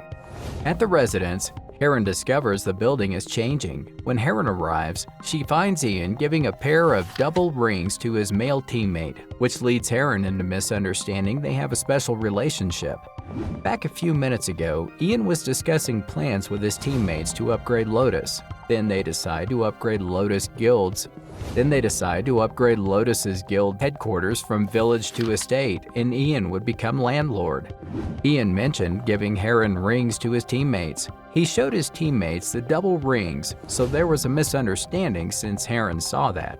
Ian gave the ring to Heron. With her illusory power, Heron had thought that Ian liked her. But the truth was, Ian just wanted to replace his low-level ring with more power. While Ian and Heron show their affection, this scene in the eyes of their teammates is not good for the single people at all. Lotus Guild's headquarters, Hearse, the Vice Lord was crazy busy with many internal affairs to handle. Carwin arrives and Hearse asks Carwin to help him handle all the work. Then Hearse will accompany Carwin to the dungeon to find Ian. In the dungeon, Ian and Kaillan are fighting the monsters. Kaillan is preparing for a very powerful attack, so she asks Ian to help her hold the monsters so that Kaillan gives time to prepare for the attack. The match is extremely intense. Ian summons Harley to attack the monster. However, it recovers very quickly, making it difficult for Ian. So Ian asks Harley to constantly attack the monster to give more time for Kaillan to prepare for the attack. The monster used a finished move. Ian dodged quickly when he suddenly remembered Kaillan, because Kaillan was not able to move while casting. So Ian blocked in front of Kaillan to protect her from the monster's attack. Right now, Kaillan has completed her casting. Ian also summons his monsters to attack the dungeon monsters, and they finally destroy them. Ian has been recorded into the Hall of Fame for the dungeon. Unless his ranking drops, he will earn 1,000 fame every day. Ian and Hearse are watching TV. The reporters are summarizing the rules for war. They introduce the territory, and Hearse asks Ian to take note of the information that the reporters just said. After that, they discussed and analyzed plans to participate in the territory war, while Ian was also considering registering NPC because they were important for the battle. In the desert, two people who had just conquered the dungeon appeared, Remlong and Celine. Celine wondered. Remlong was so strong, but he had not yet joined any guilds. After that, Celine invited Remlong to join her guild, Kaiser, one of the guilds of the top 10.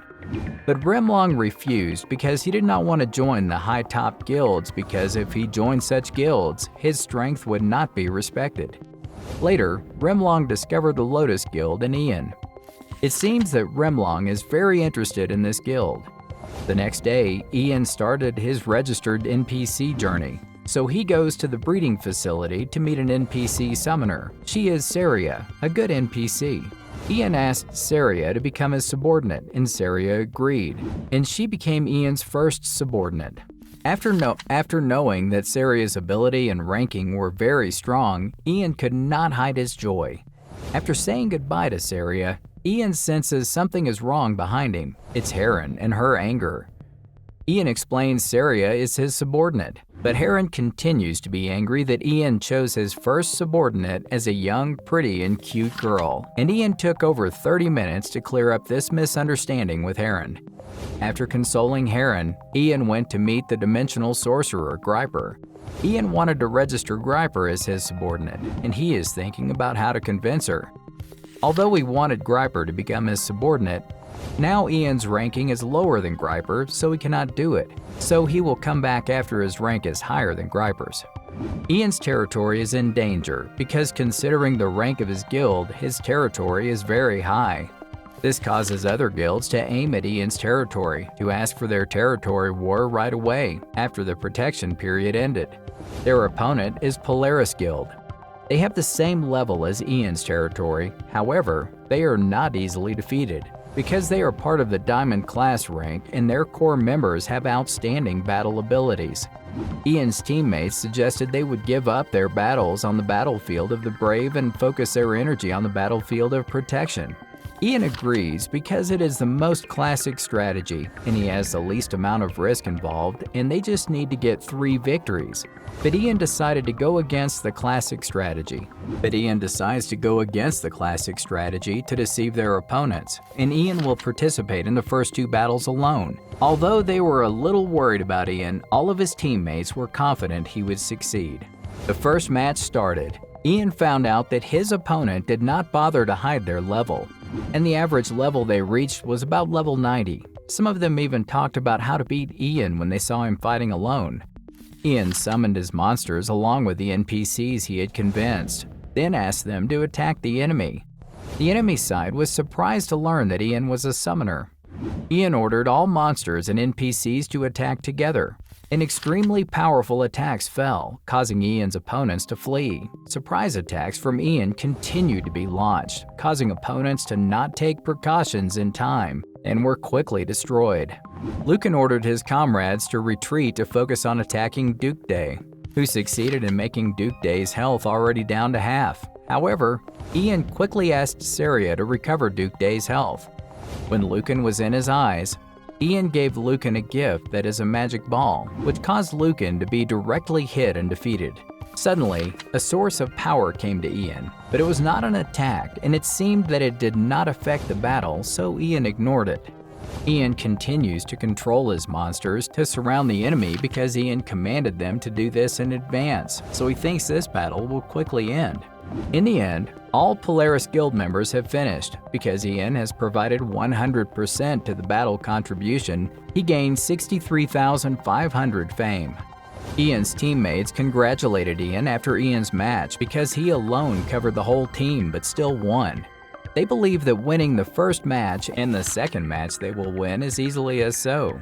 But Ian warned them not to be too happy because the second match would not be as easy as the first match.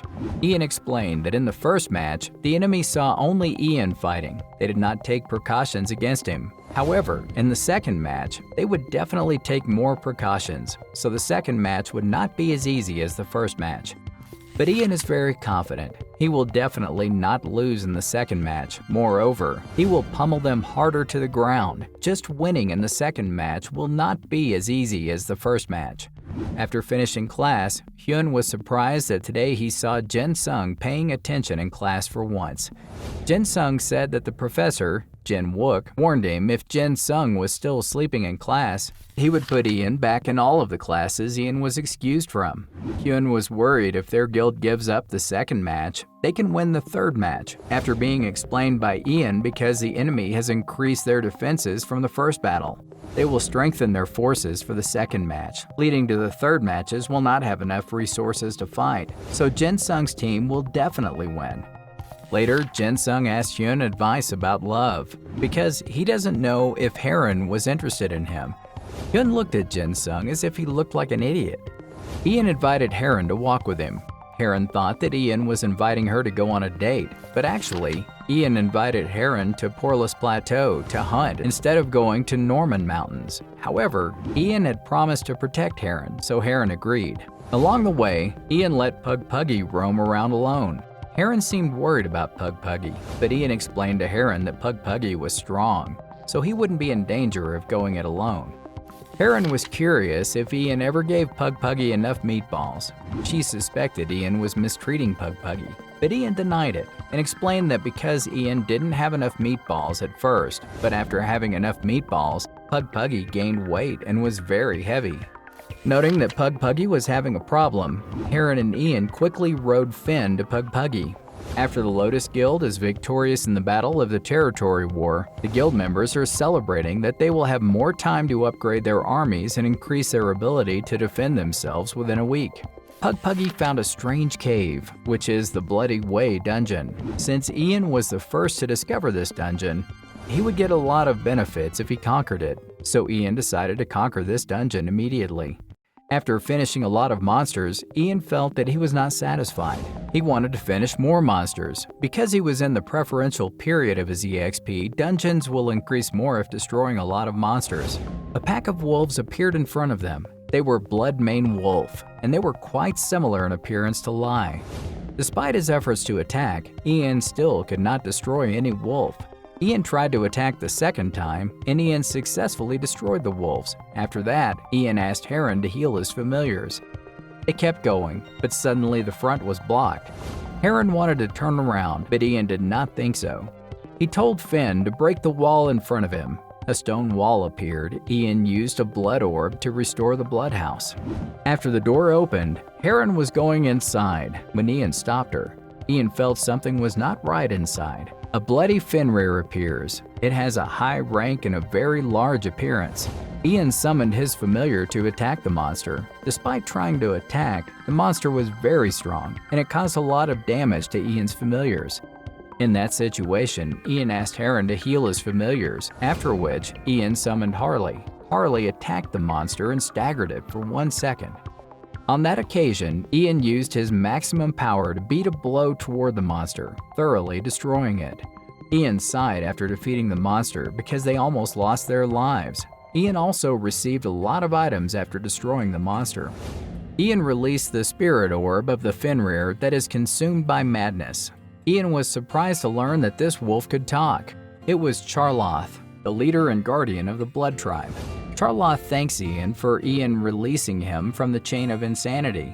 Charloth also respects Ian because of Ian's strength. Although Charloth's powers were sealed, Ian still can defeat him. Charloth offered to help Ian if, in Ian's familiars, there was one of Charloth's species. He possessed an ability that he could make his species stronger. Ian nominated Lai for Charloth. However, Lai has not been summoned by Ian, so Charloth cannot see him. Charloth has asked Ian to summon Lai, but currently, Ian needs 20 minutes to summon Lai again. But Charloth only has 9 minutes before he leaves the spirit world, so Charloth gave Ian an item before leaving to repay Ian. Charloth reminds Ian the bloody hole is a symbol of the Blood Tribe. He wants Ian to handle it with care. Ian was about to continue on the road when Charloth asked Ian to help Charloth free his poor brother, which was an S-rank mission, so Ian agreed. After Charloth had given them directions, he was gone. Ian and Heron went to the coastal village that Charloth said. Since the village was not part of any country or guild, Ian decided to take it. However, Ian's conditions were not enough to meet. so he decided to complete the mission first, then back to handle this village. Ian went to Ekail's home, and at Ekail's home, it seemed that Ekail was waiting for Ian to come. Ian could not believe that Ekail looked like Griper. Ekail did not deny that because they were twin sisters. After Ekail learned Charloth was released and sent Ian to find out about Orville's position, Ekail thanks Ian for releasing Charloth.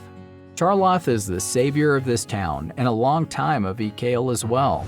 Charloth and Orville were heroes who saved his town from dark mages. However, after they were victorious, they were cursed to have their spirits bound before they were completely overcome with madness. They chose to seal themselves. Ekail said because Orville was stronger than Charloth, if Ian was not confident he could not beat Orville, and Ekail could not tell Ian the position of Orville. Then, to get the trust of Ekail, Ian must learn the mysterious ability of the old summoner. After catching enough monsters, Ian went to Dom Chion's home to ask him to teach Ian to study. Ian successfully learned the ability that Chion taught him. Ian mastered the ability to learn from Chion. So Ian's next goal was Orville, but before that, Ian wants to prepare carefully. He has reviewed the skills he obtained. Ian tried charm production skills, however, because Ian had drawn so badly, he failed after many trials, but still he worked hard. So he connected with Michelle, who graduated from the Department of Design, to help him. After that, he is going to practice drawing the symbol that Michelle made for him 100 times. Finally, Ian succeeded in charm production. He quickly arrived at Ekail's place to accept the next mission. Ekail told Ian Orville's whereabouts. Ekail also asked Ian to come in the morning because Orville would get stronger at night. After arriving, Ian did as Ekail said, placing the orb she gave on this altar. Suddenly, the ground was shaking, and Ian canceled summoning Duke Day and Rake to protect them. Orville appeared, and it released a huge source of power, causing Lai to be affected in a critical condition. After Finn attacked Orville, which was weakened, Orville used the Darkness Encroachment skill, which increased its power and skills significantly. While Ian is in danger, suddenly Lai appears and attacks Orville. Although Ian cancels the Lai summon, the cancellation order does not work. Lai is finished by Orville's power. However, the system does not announce that Lai has been finished. Lai got an evolutionary motion, and Orville was not attacking while Lai was evolving. Orville misunderstood Lai as Charloth, but Lai denied, so Orville attacked Lai because Lai has not been able to fight. So Ian called Finn and Harley to support Lai. Lai used his Blood Judgment skill to free Orville's soul, and Orville was defeated. After Orville was releasing his spirit because Ian received the Blood Tribe's item from Charloth, so Orville gave Ian another item from the Dark Tribe. Later, Lai absorbed the items that Orville gave and evolved into Sovereign Fenrir. The mission ended, and they continued to meet Ekail to accept the next mission. Ian went to Ekail's home, and Ekail congratulated Ian for successfully releasing Orville and assigned the next task to Ian. People are crazy about a video conquering the prison in just 15 minutes, and the owner of that video is Ian. Ian was considering whether to go conquer a few more dungeons, so he decided to go on Ekail's mission. So he invited Saria to the royal palace to take on the mission. Ian's mission is to go to the Kaillan Empire and free the prisoners of war of the Luciful Empire, among whom Ian must ensure the return of a swordsman named Caesar. Ian needs to complete the task within the next 10 days before the war against Kaillan Empire will resume. To ensure the safety of Ian, the king sent Poland to accompany him. On the way, Ian was seasick, causing him to vomit. Pug Puggy thought that Ian was really pathetic. They were close to the place, but the next path could only carry 5 people, so Ian chose the 5 strongest people to accompany him. After arriving, Poland quickly wiped out the guards because they were too weak, and they quickly entered. But in front of them were many paths, and Ian did not know which direction to go. At the prison, Lacrimue was trying to torture Caesar's spirit, but was responded to by Caesar, which made Lacrimue angry and beat Caesar. Then he continued to insult Caesar and leave. At this time, at Ian's place, because Ian did not know which direction to go, he let Pug Puggy lead the way. Ian asked Pug Puggy to find people, so Pug Puggy found a bunch of translator soldiers.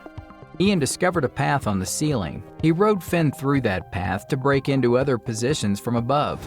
After destroying all the enemy soldiers, Ian discovered Caesar. At this time, a mysterious person appeared and fought Ian. And Ian summoned Harley to fight the mysterious person. The mysterious person delivers a powerful blow to Ian. Fortunately, Finn arrives to save Ian in time. While the mysterious person is recovering, Ian finished him, and before the mysterious man's soul disappeared, he didn't forget to ask Ian to fight another time. Caesar reminds Ian that there is not much time left, and asks Ian to unlock it for him. After which, Caesar asks Ian to lend him a sword. All the rest should be given to him. At this time, Lacrimue came to stop Caesar. Ian continued to rescue the other war prisoners and guide them to the galleon train to escape. Lacrimue and Caesar began to battle. Lacrimue wanted to fight himself with Caesar, so he prevented his soldiers from helping him. Lacrimue continued to mock Caesar because Caesar used only a broken sword. However, Caesar responded to Lacrimue with the action of slashing Lacrimue's armor. Later, Ian asked Caesar to help him handle the Cayman army. Caesar agreed, but Caesar asked Ian to give him a better sword. Taking the opportunity, Ian asked Caesar to be his subordinate. After Caesar destroyed the army of Cayman, Ian finished his first task. After that, Ian continued to receive the second mission to fight Cayman's army and bring war prisoners back to Lucipol. After many hours of fighting, Lucipol's army also arrived, causing the Cayman army to withdraw. Ian completed the second task. At this time, the system notifies the player to log out to conduct maintenance, so Ian decided to go to sleep. Erin saw that Ian had the new model of the capsule and was very admired because she did not even have an older model of the capsule. Seeing this, Ian offered to give Heron his old model. However, Heron refused because her father did not allow it. So Ian offered to invite Heron to his house to use the old model. Hearst reminded Heron to tell her father, but was punched against the wall by Heron. Heron had stopped by Ian's house, but he was sleeping, so Heron had left a note reminding Ian to go to school and prepare food for him. At school, suddenly there were so many people who became Ian's fans that he couldn't adapt. While hiding from the fans, someone called Ian and said that he would share the profits with him because that person had made money from Ian's gaming videos. He also suggested that Ian send more gaming clips to him to make more money. At the Center Continent, the other guilds were having trouble finding their way to the Center Continent. But for Ian, it was easy because Caesar knew his way there. Ian moved quickly because he wanted to get there before the Cayman Empire got there. Hoon is on the way to find Center Continent, but he was one step slow and was taken by Ian first. So after meeting Ian, Hoon quickly attacked Ian for revenge. But because Ian was stronger, Hoon could not beat him. Then Ian offered Hoon to become his teammate to conquer this dungeon and promised to share the benefits with Hoon. They stopped in front of a door. Hoon felt the dark energy inside. He opened the door and went inside. It was the boss of the dungeon. Ian worries that the boss's level is so high that they will have a hard time fighting it. However, Hoon tells Ian not to worry because he has a contract with a dark god that can reduce the boss's power. Ian quickly summoned his familiars to support Hoon. However, the boss was extremely strong, and Ian had to spend a lot of energy fighting it. At this time, Ian suddenly remembered that Caesar was not there. Observing for a while, Ian discovered Caesar was resting while they were fighting hard. Ian asked Caesar to help them to destroy the boss. However, Caesar took the reason that there was no armor to wear to ask Ian to provide him with armor. So Ian gave Caesar a high-class armor for him to fight. After destroying the boss, Caesar was showing off the crown he received. Hoon fell into despair because he tried to fight the boss to get the crown, but finally it fell into Caesar's hands again. Because there was no crown, Hoon could not accomplish his mission. However, one more way to complete this task was to be next to the crown's owner. Within 100 days, he could get the power from the crown and complete the mission. However, Caesar disagrees with that because he thinks that there is no reason he has to help Hoon. After a moment, Ian is convinced Caesar agreed. But in return, Hoon must become the subordinate of Caesar. Outside the ancient monument, the other guilds are also searching for the Grail. After they learned that Luciple's people had captured the Grail, they quickly moved to the ancient monument to rob the Grail. At this time, Ian discovered that Pug Puggy disappeared. He summoned Pug Puggy, but it refused to summon him because it was still busy chasing the scent of food.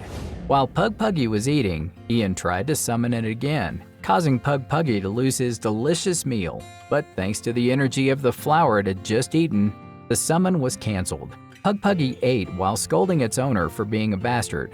Pug Puggy continued to eat when a voice rang. It was another turtle. Pug Puggy recalled Ian once told it on this continent there was another turtle, Pag Paggy, but it did not expect to meet Pag Paggy here. At this time, Lai also smelled Pug Puggy, so it brought Ian to Pug Puggy's location. Ian was surprised to see that the turtle he made up actually existed. Pag Paggy thanked Ian for finding out his identity, so he gave Ian a turtle spirit as a gift. While everyone was looking for Pug Puggy, Caesar decides to stay, but after a break, Caesar finds nothing interesting, so he decides to go out to breathe. Caesar was breathing, and suddenly a mysterious man attacked from behind Caesar, but Caesar quickly dodged and knocked him out. On the opposite mountain, a mob of people came to ask Caesar to hand over the Grail to them. A bunch of people rushed to attack Caesar, but he succeeded in wiping them out. The leader of the group, after seeing all of his teammates destroyed, went to attack Caesar. Although he tried to fight, Caesar just laughed and quickly defeated the leader. Before the leader was completely destroyed, Caesar told the leader that he did not hold the Grail. Later, Caesar went around looking for a new weapon for him because his current weapon was broken after the battle. After that, this match became a nightmare for Dark Runa guild members. Because Lachrimue failed to confront Caesar, he could not help Chakran accomplish Chakran's goals anymore. Lachrimue revealed to Chakran information about the War Tower. Chakran went to the War Tower and occupied it. Then Chakran searched for Pharaoh's Flag, an item that helped double the EXP when hunting monsters. After a while of reviewing and exchanging items, finally Chakran decided to exchange for an experienced book with a legendary level. Ian was waiting for Hearst to arrive. After Hearst arrived, Ian announced that he had successfully obtained the Grail. Then Ian asked his teammates for information to do the mission he received from Pag Paggy. After getting the information, Ian invited everyone to hunt. Ian's teammate was curious about the boy going next to him. Ian introduced it as Hune, the subordinate of Caesar. In the dungeon, Ian and his teammates were fighting the monster. After a while of fighting with his teammates, they destroyed all of the monsters, but at this time, Pug Puggy felt something coming. It quickly warned Ian to let them be wary of it. From the ground, a sandbreak level 200 appeared. It was the hidden boss of this dungeon. Ian had found the item he was looking for in this boss, but its current strength was too great. Ian could not destroy it, and Caesar was not there, so Ian and his teammates were affected by the boss's attack. In times of danger, Pug Puggy activated the skill it received from Pag Paggy to stop the boss's attack. At this time, Caesar was also there to support them. Ian quickly asked Caesar to help them destroy the boss. However, Caesar started the habit of sucking his master's blood. He wanted to be rewarded with something to be motivated to fight the boss. Ian was bitter and decided to fight the boss himself. Ian carried out his plan, summoning Finn and Ducday, then recovering Rake and finally using his staff. Ian orders Ducday to attack first, then asks Hearst to assist in attacking with Ducday. Hun will attract the boss's attention along with Balam and his skeleton soldiers. Ian and Lai will support Hun. After that, Ian asked Fiolan to provide him with buff when Ian flies off with Finn. After everything was sorted out, Ian rode Finn up to receive Fiolan's bluff. Ian focused his strength on the staff to strike a strong blow towards the boss. Thanks to the previous attacks of his teammates that reduced the boss's strength, so now when Ian attacked it, the boss was destroyed. Ian also received the magic pearl, which Pag Paggy requested. Since Ian felt hungry, he decided to get something to eat and leave the scene for Hun to handle. Hun didn't even have time to refuse when Ian logged out. Ian had just escaped from the Kaillan world when Heron was waiting for him outside. Heron told Ian quickly to get dressed to go on a date with her, because today Heron was going to pull Ian out of the Kaillan world. Heron took Ian to the amusement park. They conquered all the games there and tried a lot of food. Then they watched the fireworks together. While watching the fireworks, Ian suddenly wanted to say something to Heron.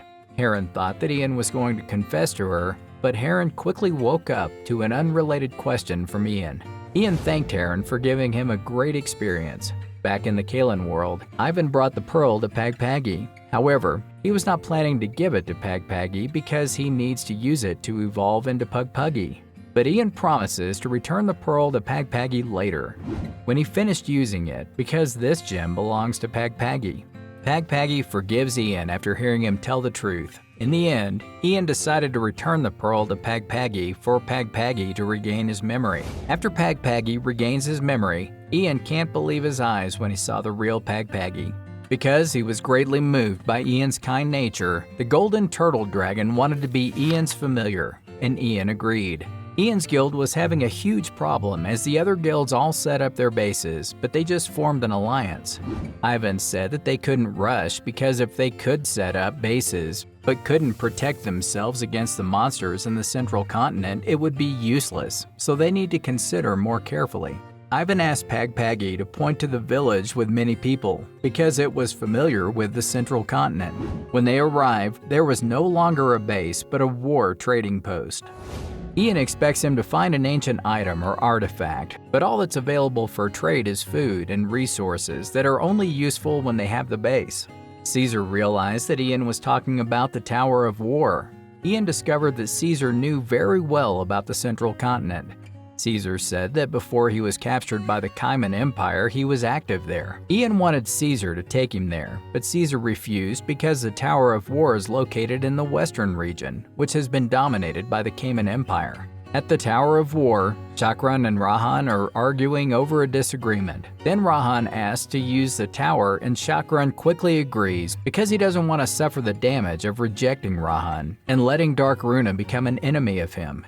At the front lines, and thanks to Whole Dream's Grail, the construction was complete. Ian asked Saria to take care of Dukde for a while, because he did not have enough leadership to summon both Dukde and Pagpagi. So Ian decided to retain Pagpagi because its attribute is stronger than Dukde.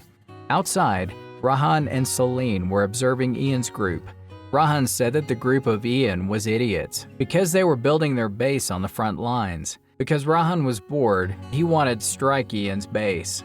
He used the token of Magellan to check the power of these desert warriors. Because desert warriors is from level 120 and above, Ian wants to ask Caesar to help fight them. But Caesar refused because he owes a lot of debt to the desert warriors.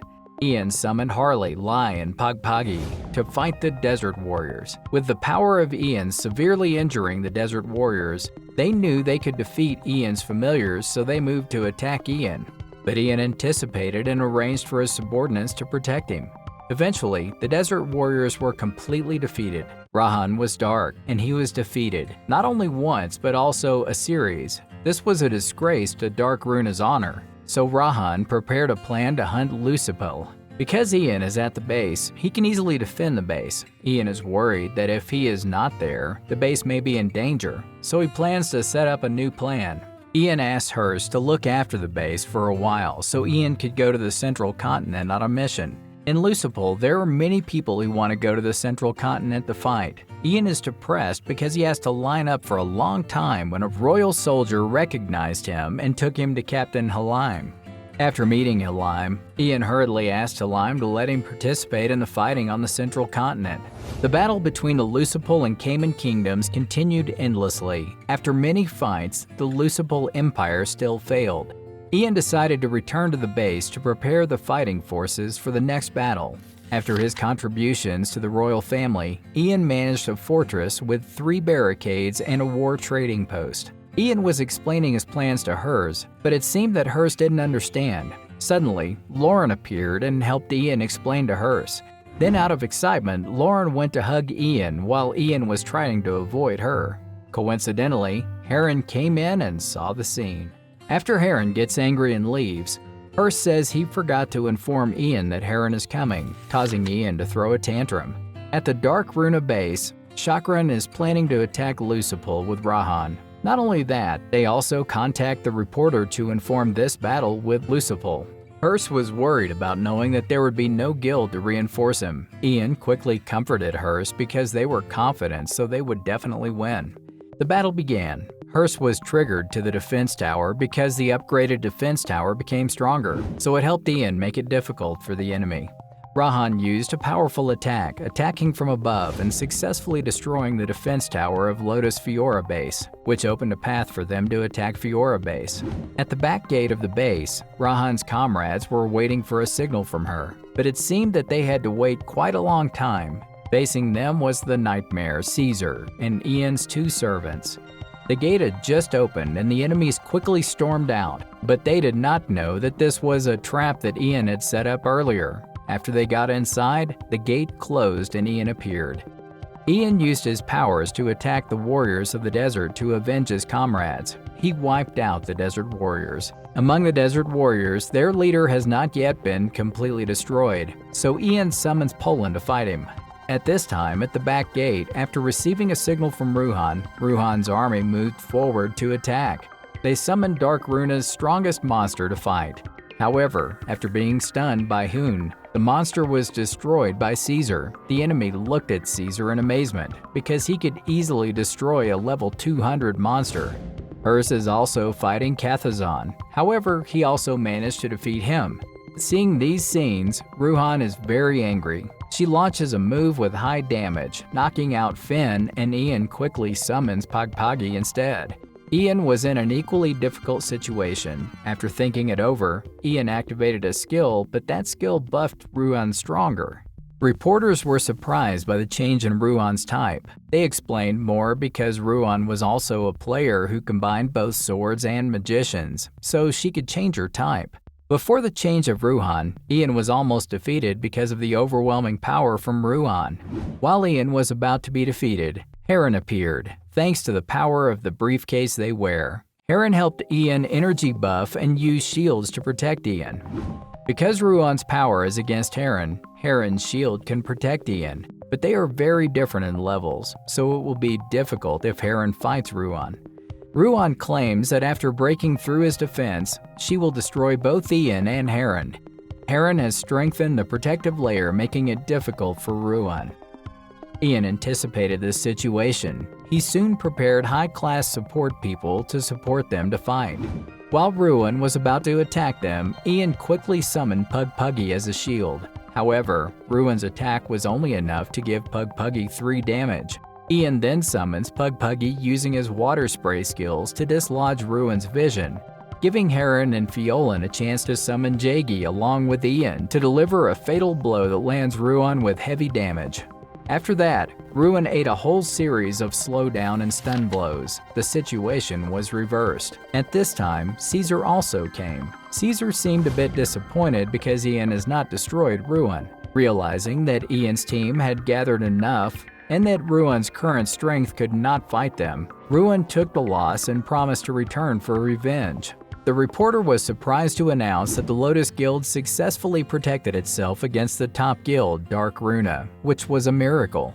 After the battle, Pugpuggy was angry and slapped Ian because he used Pugpuggy as a shield in a dangerous situation that made Pugpuggy scared. After seeing that scene, Pugpuggy told Ian the truth about Pugpuggy. He is an abyssal species that used to live in ancient times, so there are 2 methods for those ancient species to become stronger. The first method is to utilize the magic pearl, but if you manage to evolve using this way, you may not ascend and could even have side effects. The second method is to collect 3 turtle spirits and bring them to the altar of water, which seems complicated for Pugpuggy to become stronger. Ian did not know what to do for the next step, so he decided to fix the base in the coming time. Ruhan is angry after the fight with Ian when Chakran appears and laughs at her because now Ruhan has nothing but fame. Chakran says he didn't come to make Ruhan his enemy. Ruhan asks for his purpose, then Chakran tells Ruhan the secret that made Lotus suddenly rich and promises to provide resources for Ruhan to fight. In return, Ruhan has to give an item to Chakran. While Ian was looking for a place to level up, Caesar appeared and said he would show Ian a place he had just remembered. That is, Salamis. The tribe exclusively consists of summoners from ancient times. Ian could not hold his mouth when he knew he would face many ancient antiques and legendary monsters. Caesar was preparing to leave when Ian reminded him because he was very dirty now. Caesar angrily recalled a few minutes ago while he was taking a nap when Hoon came to find him to challenge him. Hoon attacked Caesar but was quickly stopped and responded by Caesar. Hoon also used a move that caused the ground to sink, causing Caesar to accidentally launch a large-scale attack.